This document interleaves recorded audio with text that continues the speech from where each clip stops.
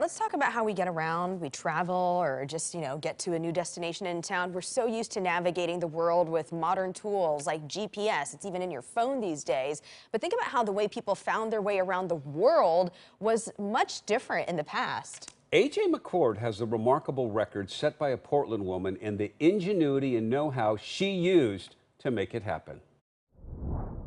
The year was 1969. Women had far fewer opportunities to travel and adventure than they do now, much less alone. But one Oregon woman stared at the Pacific Ocean and dared to dream. That dream turned her into a legend. Sharon Adams is the Pacific Lady. And I ran into it constantly. You can't do it. Who was telling you that? Anybody, man or woman. Editorials in the newspaper, all sorts of things. The taxpayer's expense to go out and look for me. I have no right to do this. What right do I have to, it just went on and on and on. I think it just dared me even more, of course I'll be that.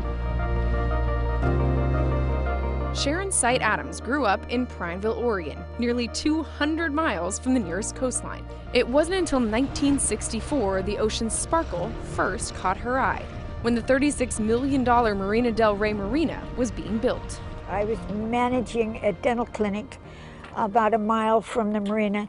The patients coming in were all talking about it. I had never been to the ocean, and I couldn't talk to them intelligently. I went down and I found a few masts in the water and watched a little boat tack. I didn't know the word was tack, but it got from there to here, and I wonder how they did that. I saw a sign advertising a sailing school and found out that for 4 one-hour group lessons and 4 one-hour private lessons, I could learn to sail. And I thought, why not? That question changed Adams' life. 8 months after learning to sail on the ocean, 35-year-old Adams was preparing to sail across it. Well, honestly, I couldn't see what there was about it that I couldn't do. In Sea Sharp, her 25-foot Danish folk boat from Los Angeles to Hawaii, all by herself. I didn't doubt that I would make it to Hawaii. I just hoped that I learned everything I needed to learn from my navigation instructor. Those islands are a pencil pinpoint on the chart.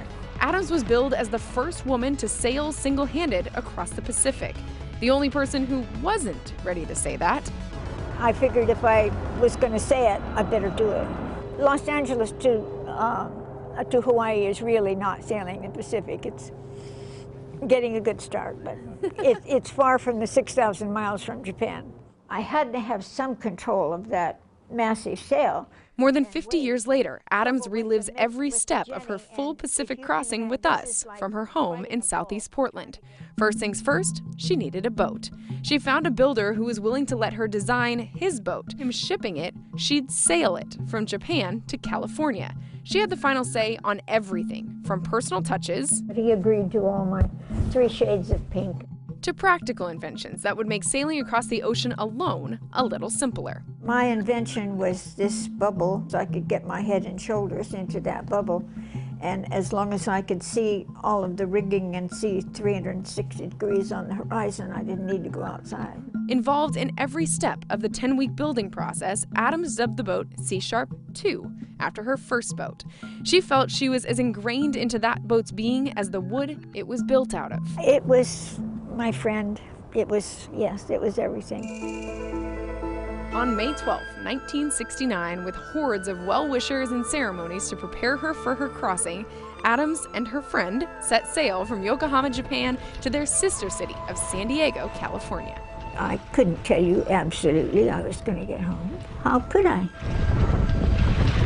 3 days in, she encountered her first serious storm. When the wind is blowing about 68 miles an hour and the waves are 2 stories tall and you hope you've done everything from the boat that you know how to do. With no choice but to ride it out with the friend she'd spent 10 weeks ensuring was up to the task. To me, fear is the unknown. So you don't know how long the storm is going to last. You don't know how strong the wind is going to blow. You don't know if you've done everything that you can do. You say a little prayer and the sun comes up the next morning. and rise the sun always did.